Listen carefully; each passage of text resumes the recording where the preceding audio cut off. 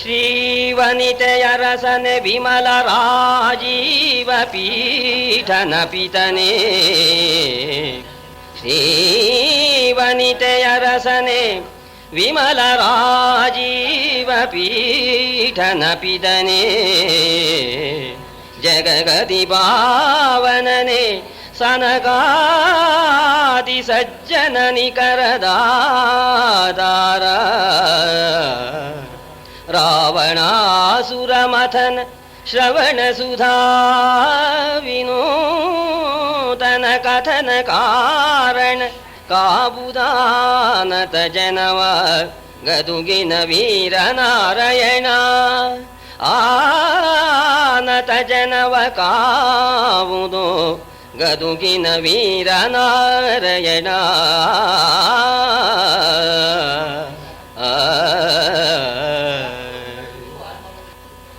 ದೇವ ಸಂತತಿನಲಿಯೇ ಪಾಂಡವ ಜೀವಿ ಹರಿಯಂಬ ಈ ಪ್ರತಿಜ್ಞೆಯ ಭಾವ ಸಂದುದು ಧರ್ಮಜನ ಪಟ್ಟಾಭಿಷೇಕದಲ್ಲಿ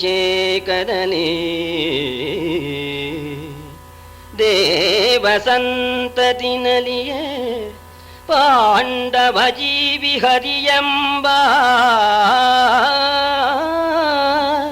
ಪಾಂಡವ ಜೀವಿ ಹರಿಯಂಬ ಈ ಪ್ರತಿಜ್ಞೆಯ ಭಾವ ಸಂದುದು ಧರ್ಮಜನ ಪಟ್ಟಾಭಿಷೇಕದಲ್ಲಿ ನಮ್ಮ ಸಂಪ್ರದಾಯ ಹೇಗೆ ಅಂದರೆ ಮಂಗಳಾದೀನಿ ಮಂಗಳ ಮಧ್ಯಾಹ್ನಿ ಮಂಗಳ ಅಂತಾನಿ ಯಾವುದೊಂದು ಕಾರ್ಯಕ್ಕೂ ಆದಿಮಂಗಳ ಮಧ್ಯಮಂಗಳ ಅಂತ್ಯಮಂಗಳ ಅಂತ ಧರ್ಮರಾಜನ ಪಟ್ಟಾಭಿಷೇಕಕ್ಕೆ ಈ ಕುಮಾರವ್ಯಾಸ ಭಾರತದ ಮಂಗಳವನ್ನ ಇವತ್ತಿಗೆ ಇಟ್ಕೊಂಡದ್ದಾಗಿದೆ. ಕುಂತಿದೇವಿ ಪರಮ ಭಕ್ತಳು. ದ್ರೌಪದಿ ಮದುವೆಯಾದಾಗ ಪಾಂಡವರು ಬರೀ ರಿಕ್ತರಾಗಿದ್ರು, ಏನೂ ಇರಲಿಲ್ಲ. ಏನೋ ದ್ರುಪದ ಮಹಾರಾಜ ಹೆಣ್ಣು ಕೊಟ್ಬಿಟ್ಟ, ಅವನು ವಿಚಾರ ಮಾಡಲಿಲ್ಲ, ಏನಿದೆ ಅವರಿಗೆ ಏನೂ ಇರಲಿಲ್ಲ. ಆಗ ಕುಂತಿ ಪರಮ ಭಕ್ತಳು ಕೃಷ್ಣನಿಗೂ ಪಾಂಡವರಿಗೂ ಭೇಟಿ ಮಾಡಿಸ್ತಾಳೆ. ಪಾಂಡವರಿಗೆ ಹೇಳ್ತಾಳೆ, ಸೋದರ ಮಾವನ ಮಗಪ್ಪ ಕೃಷ್ಣ ಇವನು ಅಂತ. ಕೃಷ್ಣನಿಗೆ ಹೇಳ್ತಾಳೆ, ಅಪ್ಪ ನನ್ನ ಮಕ್ಕಳು ಪರದೇಶಿಗಳು, ಕೃಷ್ಣ ಇದುವರೆಗೆ ಬಹಳ ಕಷ್ಟಪಟ್ಬಿಟ್ಟೆಪ್ಪ, ಒಪ್ಪತ್ತು ಊಟ ಒಪ್ಪತ್ತು ಉಪವಾಸ ಹೀಗೆ ಸಾಕಿದೆ, ದೇವರ ದಯೆ ಇತ್ತು, ದ್ರುಪದ ಮಹಾರಾಜ ದೊಡ್ಡ ಮನಸ್ಸು ಮಾಡಿ ಹೆಣ್ಣು ಕೊಟ್ಟ, ಇಂಥ ಸ್ಥಿತಿಲಿದ್ದೇವೆ ಭಗವಂತ, ಇನ್ನು ನನ್ನಿಂದ ನಿರ್ವಾಹ ಮಾಡೋದಕ್ಕೆ ಸಾಧ್ಯವಿಲ್ಲ ಅಂತ ಪ್ರಾರ್ಥನೆ ಮಾಡಿದಾಗ ಭಗವಂತ ಒಂದು ಪ್ರತಿಜ್ಞೆ ಮಾಡ್ತಾನೆ. ಮಮ ಪ್ರಾಣಾಹಿ ಪಾಂಡವಾಹ, ಪಾಂಡವರೇ ನನ್ನ ಜೀವ, ಇವರ ಏಳಿಗೆಯನ್ನ ನಾನು ಮಾಡ್ತೇನೆ ಅಂತ ಪ್ರತಿಜ್ಞೆ ಮಾಡಿದ್ದಾನೆ. ಸಾಧ್ವಿಯಾದ ಭಕ್ತಳಾದ ಕುಂತಿ ಮುಂದೆ ಆ ಪ್ರತಿಜ್ಞೆಯನ್ನು ನೆರವೇರಿಸಿಕೊಂಡ. ಧರ್ಮರಾಜನಿಗೆ ಪಟ್ಟಾಭಿಷೇಕ ಮಾಡದ, ಪಾಂಡವರಿಗೆ ಕ್ಷೇಮವನ್ನು ಉಂಟು ಮಾಡದ, ದೇವತೆಗಳೆಲ್ಲ ಸಂತೋಷ ಪಡ್ತಾ ಇರ್ತಕ್ಕಂತಹ ಸಂದರ್ಭದಲ್ಲಿ ದ್ವಾರಕಾಪಟ್ಟಣಕ್ಕೆ ಪ್ರವೇಶ ಮಾಡದ ಭಗವಂತ ಅಂತನ್ನೋದು ಇವತ್ತಿನ ಕಥಾವಸ್ತು. ಗಂಗಾ ಗೀತಾ ಚ ಗಾಯತ್ರ್ಯಪಿ ಚ ತುಳಸಿಕಾ ಗೋಪಿಕಾ ಚಂದನಂತತು ಸಾಲಿಗ್ರಾಮಾದಿ ಪೂಜಾ ವರಪುರುಷ ತಥಾ ಏಕಾದಶಿ ನಾಮ ವರ್ಣಾಃ ಏತಾನ್ಯಷ್ಟೌ ಅಯತ್ನಾನಿ ಅಯಿ ಕಲಿ ಸಮಯೇ ತ್ವತ್ಪ್ರಸಾದ ಪ್ರವೃದ್ಧ್ಯ ಕ್ಷಿಪ್ರಂ ಸಿದ್ಧಿ ಪ್ರದಾನೀತಿ ಋಷಯಃ ತೇಷು ಮಾಂ ಸಜ್ಜಯೇಥಾಃ ಅಂತ. ಕಲಿಯುಗದಲ್ಲೇ ಕ್ಷಿಪ್ರವಾಗಿ ನಮಗೆ ಶ್ರೇಯಸ್ಸನ್ನ ಉಂಟು ಮಾಡತಕ್ಕಂಥದ್ದು 8 ಅಂತ. ಗಂಗಾ, ಗೀತಾ, ಗಾಯತ್ರಿ, ತುಳಸಿಕಾ, ಗೋಪಿಕಾ ಚಂದನಂ, ಸಾಲಿಗ್ರಾಮಾದಿ ಪೂಜಾ. ಭಗವಂತನ ಅರ್ಚನೆ ಸಾಲಿಗ್ರಾಮದಲ್ಲಿ ಇಲ್ಲ ಬಿಂಬದಲ್ಲಿ ಯಾವುದಾದ್ರೂ ವಿಗ್ರಹದಲ್ಲಿ ಅರ್ಚನೆ ಮಾಡತಕ್ಕಂಥದ್ದು.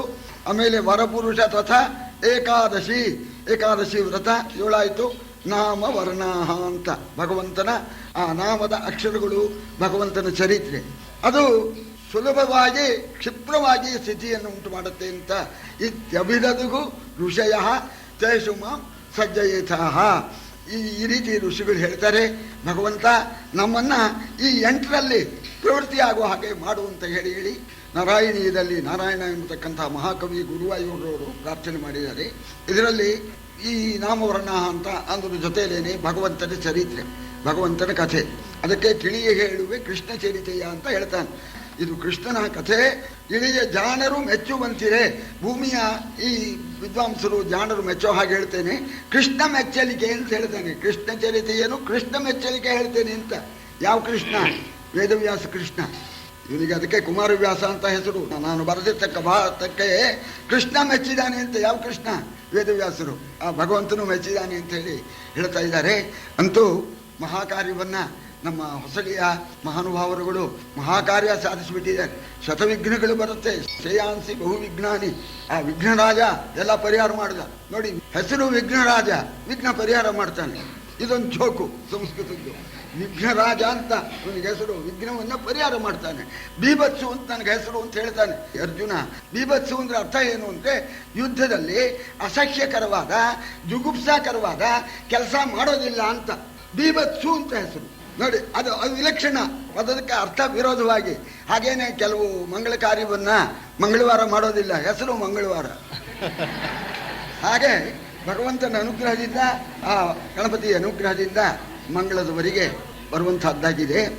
ಸರಿ, ಈ ಮಹಾಭಾರತ ಅಂತ ಹೆಸರು, ಹೆಸರೇ ಮಹಾಭಾರತ. ಇತಿ ಶ್ರೀಮನ್ ಮಹಾಭಾರತೆ ಅಂತ. ಮಹತ್ವಾತ್ ಭಾರವತ್ವಾಚ ಮಹಾಭಾರತ ಮುಚ್ಯತೆ ಅಂತ ಹೇಳಿ ಹೇಳ್ತಾರೆ. ಮಹತ್ವ ಇದೆ, ಮಹಾಮಹಿಮೆಯಿಂದ ಕೂಡ್ಕೊಂಡಿದೆ, ಬಹಳ ತೂಕವಾಗಿಯೂ ಇದೆ ಅಂತ. ಇದು ಬೃಹತ್ತಾಗಿಯೂ ಇದೆ, ಮಹತ್ತಾಗಿಯೂ ಇದೆ ಅಂತ, ವಿಸ್ತಾರವಾಗಿಯೂ ಇದೆ ಅಂತ. 1,25,000 ಮಹಾನುಭಾವರು, ಅದು ವ್ಯಾಸರು ಅದು ಹೇಗೆ ಹೇಳಿದ್ರು. ಆ ಗಣಪತಿ ಮಹಾನುಭಾವ ಹೇಗೆ ಬರೋದು, ಗಣಪತಿಯನ್ನು ಸ್ಮರಣೆ ಮಾಡ್ಬೇಕು ನಾವು. ನಮ್ಗೆ ಲೇಖಕ ಬೇಕು ಅಂತ ಕೇಳಿದ್ರಂತೆ ಬ್ರಹ್ಮನ ಹತ್ರ ಹೋಗಿ, ಗಣಪತಿಯ ಸಮರ್ಥ ಅಂತ. ಆಗ ವ್ಯಾಸರು ಗಣಪತಿನ ಪ್ರಾರ್ಥನೆ ಮಾಡಿದರು.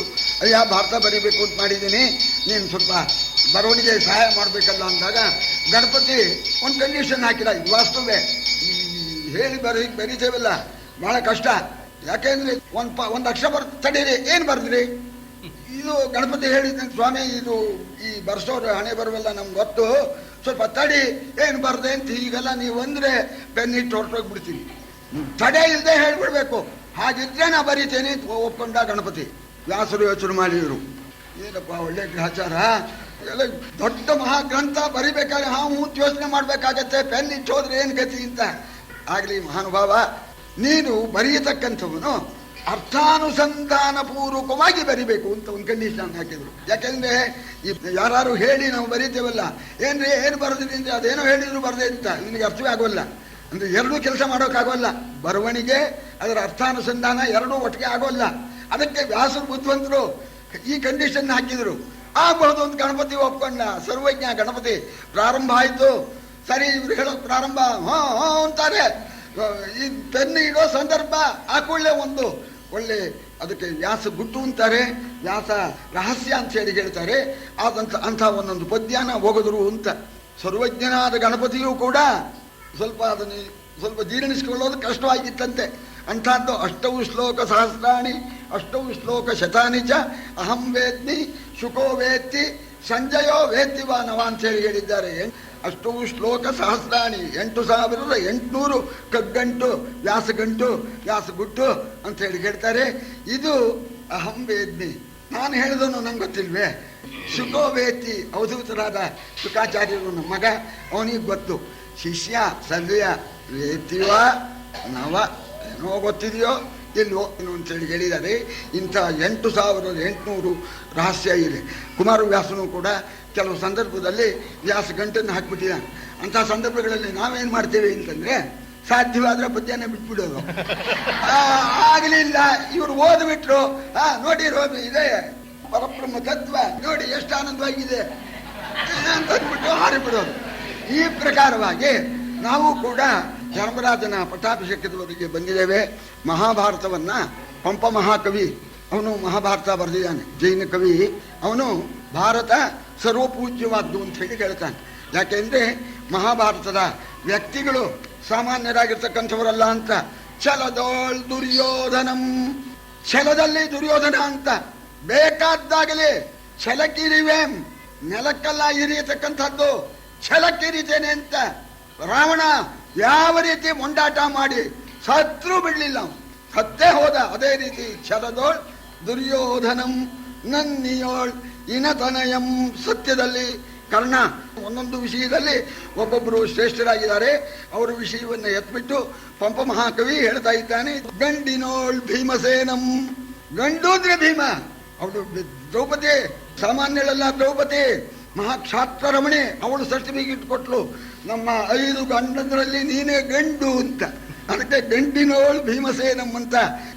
ಈ ವಿರಾಟ್ ಮಹಾರಾಜನ್ನ ಸುಶರ್ಮ ಗೈಸರೆ ಹಿಡಿದಾಗ ತಮ್ಮ ಬಿಡಿಸು ಅಂದಾಗ ಆಲದ ಮರ ನೋಡಿದ್ನಂತೀವಿ.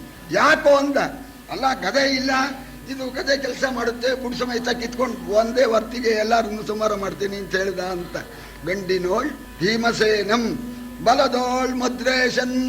ಬಲದಲ್ಲಿ ಈ ಶಲ್ಯ ಶ್ರೇಷ್ಠನಾಗಿದ್ದಾನೆ ಮಹಾಭಾರತದಲ್ಲಿ. ಅವನು ಒಬ್ಬ ದೊಡ್ಡ ವ್ಯಕ್ತಿ. ಶಲ್ಯ ಪರ್ವ ಅಂತಲೇ ಒಂದು ಪರ್ವ ಹಾಕಿದ್ದಾರೆ. ಅತ್ಯುನ್ನತಿಯೋಳ್, ಬರೀ ಉನ್ನತಿಯಲ್ಲ, ಅತ್ಯುನ್ನತಿಯೋಳ್ ಅಮರ ಸಿಂಧೂದ್ಭವಂ. ಇಲ್ಲಿ ಬರೀ ಭೀಷ್ಮ ಅಲ್ಲ, ಅಮರ ಸಿಂಧೂದ್ಭವಂ. ಗಂಗಾ ತನುಜ ಅತ್ಯುನ್ನತಿಯೋಳ್, ಮೇಲಿನ ಮಟ್ಟ. ಆ ಮಟ್ಟ ಏರಿರೋರು ಹನುಮಂತ ಒಬ್ಬ ಭೀಷ್ಮ ಅಂತ. ಅನ್ಯತ್ರ ಭೀಷ್ಮ ಗಂಗೆಯಾತ್ ಅನ್ಯತ್ರ ಚ ಹನುಮತಃ ಅಂತ. ವಿಷಯ ವ್ಯಾಮೋಹಕ್ಕೆ ಒಳಪಡದೆ ಇರ್ತಕ್ಕಂಥವ್ರು ಇಬ್ರು ಅಂತ. ಅವರಿಬ್ಬರು ಬಿಟ್ರೆ ಇನ್ನು ಸಮಸ್ತ ಪ್ರಪಂಚವೂ ಶ್ರೀ ವ್ಯಾಮೋಹಕ್ಕೆ ಒಳಪಟ್ಟಿದೆ ಅಂತ. ಎಂಥ ಮಹಾನುಭಾವರು ಯಾರು ಈ ಕೆಲಸ ಮಾಡ್ತಾರೆ. ಅಪ್ಪ ಮಗನಿಗೆ ಮದುವೆ ಮಾಡಿಸ್ಬೇಕು, ಅಪ್ಪನಿಗೆ 2ನೇ ಮದುವೆ ಮಾಡಿರೋ ಭೂಪ ಭೀಷ್ಮರು. ಅವರ ಒಂದೊಂದು ಚರಿತ್ರೆಯೂ ಸಾಮಾನ್ಯವಾಗಿರ್ತಕ್ಕಂಥದ್ದಲ್ಲ. ಚಾಪ ವಿದ್ಯಾ ಬಲದೋ ಕುಂಭೋದ್ಭವ ಅಂತ ಹೇಳಿದ್ದಾರೆ ಇವರು ಅಯೋನಿಜರು ಅಂತ. ಭೀಷ್ಮರೇ ಸರ್ಟಿಫಿಕೇಟ್ ಕೊಡ್ತಾರೆ. ನಮ್ಮ ಭಾಸನ್ ನಾಟಕದಲ್ಲಿ ನೀವು ದೊಡ್ಡವರು ಅಂತ. ಅಲ್ಲಿ ಒಂದು ಯಜ್ಞ ಮಾಡ್ತಾನೆ ದುರ್ಯೋಧನ. ಅಗ್ನಿಪೂಜೆ ಮಾಡೋ ಸಂದರ್ಭ ಬಂದಾಗ ಭೀಷ್ಮರಿಗೆ ಮಾಡಪ್ಪ ಅಂತ ದ್ರೋಣರಂತಾರೆ. ಇಲ್ಲರಿ, ನೀವು ನನಗಿಂತ ಎಲ್ಲ ವಿಷಯದಲ್ಲೂ ಮೇಲಾಗಿದ್ದೀರಿ ಅಂತ ಹೇಳಿ ಆ ದ್ರೋಣರ ಆ ಒಂದು ಯೋಗ್ಯತೆಯನ್ನ ಭೀಷ್ಮರು ಕೊಂಡಾಡ್ತಾ ಇದ್ದಾರೆ. ನೀವು ಕುಂಭೋದ್ಭವಂ ಅಯೋನಿಜರು ನೀವು ಅಂತ ಅದಕ್ಕೆ ಇಲ್ಲಿ ಹೇಳ್ತಾ ಇದ್ದಾರೆ. ಚಾಪವಿದ್ಯಾ ಪ್ರವೀಣತೆಯಲ್ಲೇ ಮಹಾನುಭಾವರಾಗಿರ್ತಕ್ಕಂಥ ದ್ರೋಣರು, ಸಕಲ ವಿದ್ಯಾ ಪಾರಂಗತರಾಗಿರ್ತಕ್ಕಂಥವರು. ಸಾಹಸದ ಮಹಿಮೆಯೋಳ್ ಫಲ್ಗುಣಂ. ಅರ್ಜುನ ಅಂತ ಈ ನಮ್ಮ ಕುಮಾರವ್ಯಾಸನು ಹಾಗೆ ಅರ್ಜುನ ಬಂದ ಕಡೆಯಲ್ಲಿ ಅದೊಂದು ವಿಲಕ್ಷಣವಾಗಿ ಪ್ರಯೋಗ ಮಾಡ್ತಾನೆ ಮಹಾನುಭಾವ. ಅರ್ಜುನನ ಯೋಗ್ಯತೆ ಯಾರಿಗೆ ತಾನೇ ಇದೆ ಸ್ವಾಮಿ. ಅದಕ್ಕೆ ಸಾಹಸದ ಮಹಿಮೆಯೋಳ್ ಫಲ್ಗುಣಂ ಅಂತ ಭಗವಂತನ ಮೆಚ್ಚಿಸಿದ್ದಾನೆ, ಪರಮೇಶ್ವರನ ಮೆಚ್ಚಿಸಿದ್ದಾನೆ, ಪರಮೇಶ್ವರನಿಂದ ವರ ಪಡ್ಕೊಂಡಿದ್ದಾನೆ.